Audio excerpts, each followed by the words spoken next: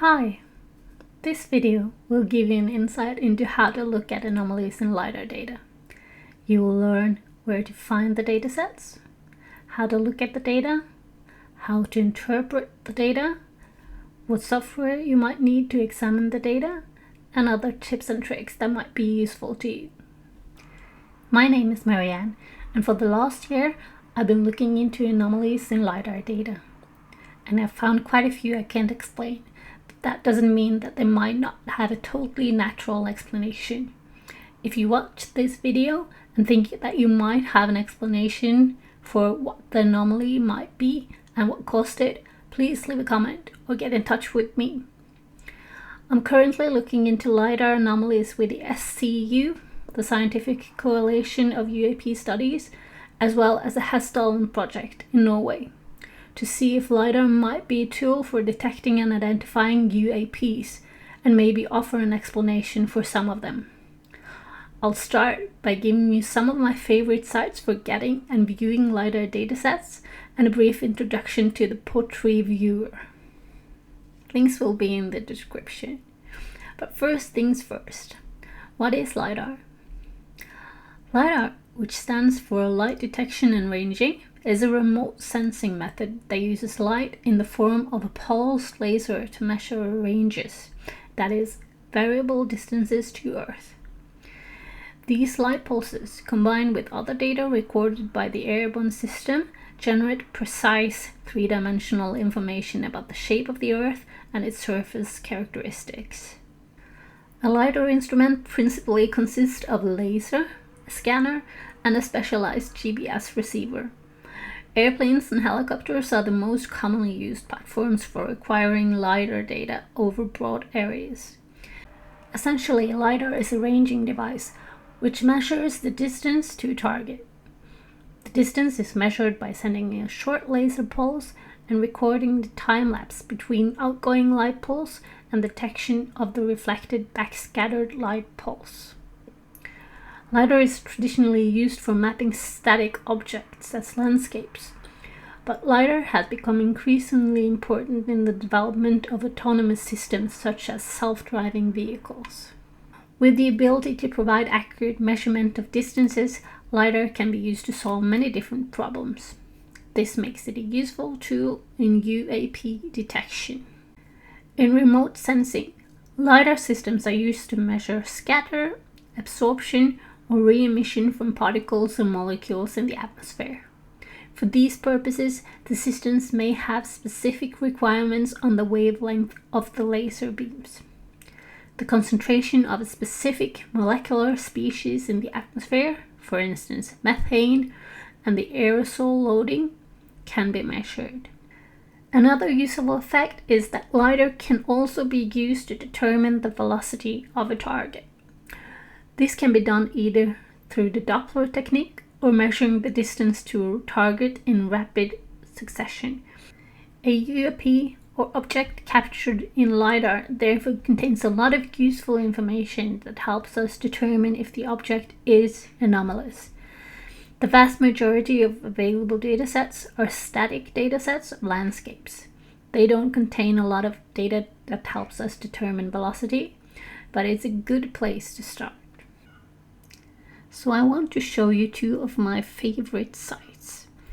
The first one is a Norwegian site. It's called Høydedata. There is an option for English in the drop-down menu, so you should be fine.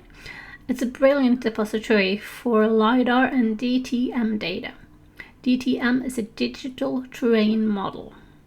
The second one is the USGS LiDAR Explorer map, which is a great place if you're looking for LiDAR data in the US. The two sites work quite similar. You just zoom in, find an area of interest, and you'll see a list of datasets appearing on the right hand side. Next to the name of the dataset, you'll notice there is a cloud symbol. Click on the cloud symbol and it will take you directly to the Portree Viewer.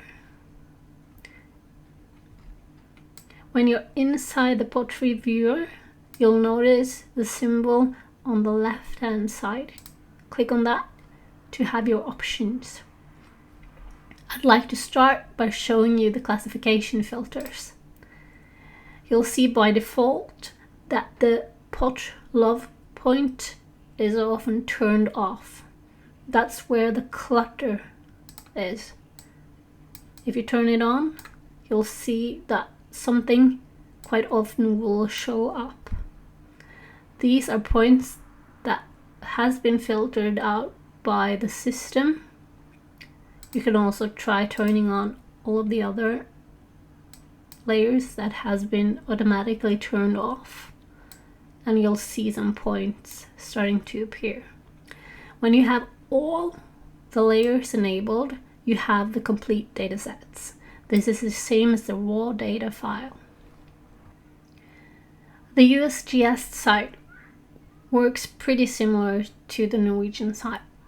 Just make sure you have the show where the LiDAR is available enabled, and then you should be able to click on the green patches in the map and you will get a list of available datasets.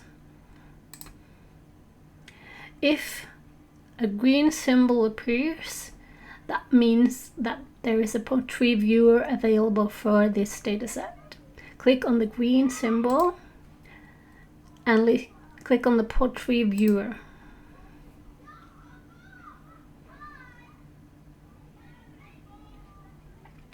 You'll notice that the coloring of the dataset is slightly different from the Norwegian one. We can remedy this by using the tools. So what you want is the elevation to be the determinant factor for how the terrain appears, and you want to use this color profile, and then you'll see that the color profile and the appearance of the dataset will look pretty similar to the Norwegian one. I want to return to the Norwegian datasets just to look a bit more close at how we can better understand whatever anomalies that show up. So to do this, I prefer to look at the pot select attribute drop down menu. So there you can sort or determine what kind of intensity the anomaly has, the intensity gradient, the classification, the return number, and the source. You'll notice that this is a dataset that's compiled of a number of flights, so it's a compiled datasets of a number of datasets. So if you play around with these, that might help you understand more about the anomaly, why it appears, and its properties. In the Norwegian portal, you also have the option of playing around with the DTM sets. If you enable the desired dataset by clicking on it, it will show up in your map. Then you'll get the option to look at it through a hill shade option. So you can play around with the layers, and if you also have the elevation, any anomalies will stand out. Remember that the DSM model is the point cloud. So if you enable the DTM model, that would be the filtered out terrain. So any anomalies showing up in the point cloud will not show up in the DTM model, but it will, if it isn't hidden in the pot low point layer, it will show up in the elevation. So playing around with hill shade and elevation might help you determine the location of the anomaly. If you found something very interesting and is interested to explore it further using other software, there is an export option. Then you'll just choose the extent of your model. Make sure to choose point cloud as the option for the export, and then you can export the area to your email address and download it from there.